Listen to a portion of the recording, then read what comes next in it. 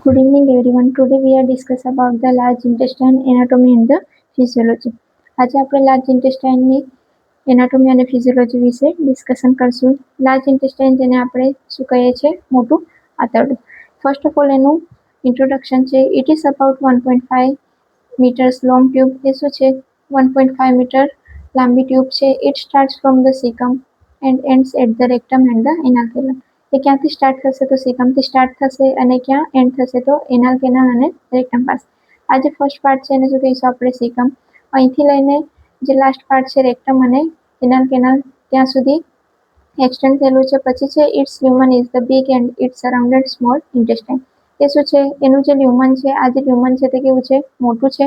અને કોના સરાઉન્ડેડ આવેલું છે, એટલે કે કોની આજુબાજુ આવેલું છે? તો અહીં વચ્ચે શું છે આપણું? Small intestine.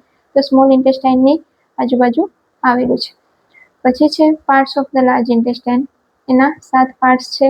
First caecum, ascending colon, transverse colon, descending colon, sigmoid colon, rectum અને એનલ કેનાલ. ફર્સ્ટ પાર્ટ છે આપણું સિકમ. એ શું છે? 6 સેન્ટીમીટર લોંગ છે. First part of the large intestine 6 centimetre long છે. બીજું શું છે? લાર્જ ઇન્ટેસ્ટાઇનનો ફર્સ્ટ પાર્ટ છે. Vermiform appendix tube is the connected to the caecum. Caecum સાથે આ જે કનેક્ટેડ છે એને શું કહીએ છીએ આપણે? વર્મિફોર્મ એપેન્ડિક્સ. તો સૌથી પહેલું જે ફર્સ્ટ પાર્ટ છે આપણું એ શું છે? 6 સેન્ટીમીટર લોંગ છે.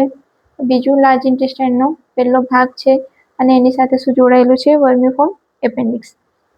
Then after છે ascending colon, passes upward from the cecum and is 10 to 20 centimeter long. એ શું છે? સિકમથી ઉપરની સાઈડ પાસ થાય છે અને બીજું 10 થી 20 સેન્ટીમીટર લોંગ ટ્યુબ છે. At the level of the liver, it curves to the left to the become transverse colon. અહીં શું આવેલું છે આપણું? લીવર આવેલું છે. લીવરના લીધે શું થશે? જે અસેન્ડિંગ કોલન છે અહીંથી વળી જશે.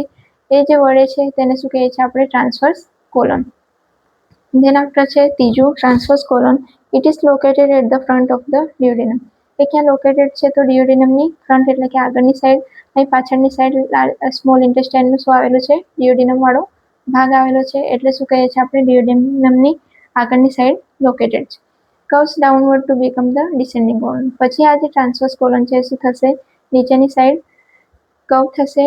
કર્વ થઈને શું બનાવશે? Descending colon. પછી છે descending colon. This passes down the left side of the abdominal cavity. એ શું છે? એબ્ડોમિનલ કેવિટીની લેફ્ટ સાઈડ, નીચેની સાઈડ વળે છે.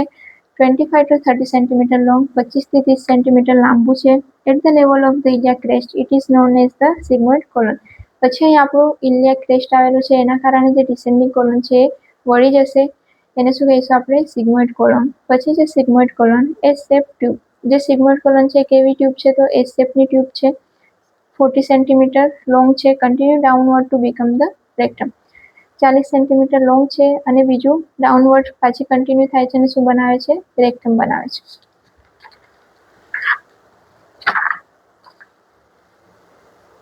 Rectum. It is the 13 centimetre long tube. એ શું છે? 13 સેન્ટીમીટર લોંગ ટ્યુબ છે. બીજું it leads from the sigmoid colon and the terminate at the anal canal. એ શું કરે છે? સિગ્મોઇડ કોલનથી સ્ટાર્ટ થાય છે અને ક્યાં ટર્મિનેટ થાય છે? એનલ કેનાલ પાસે.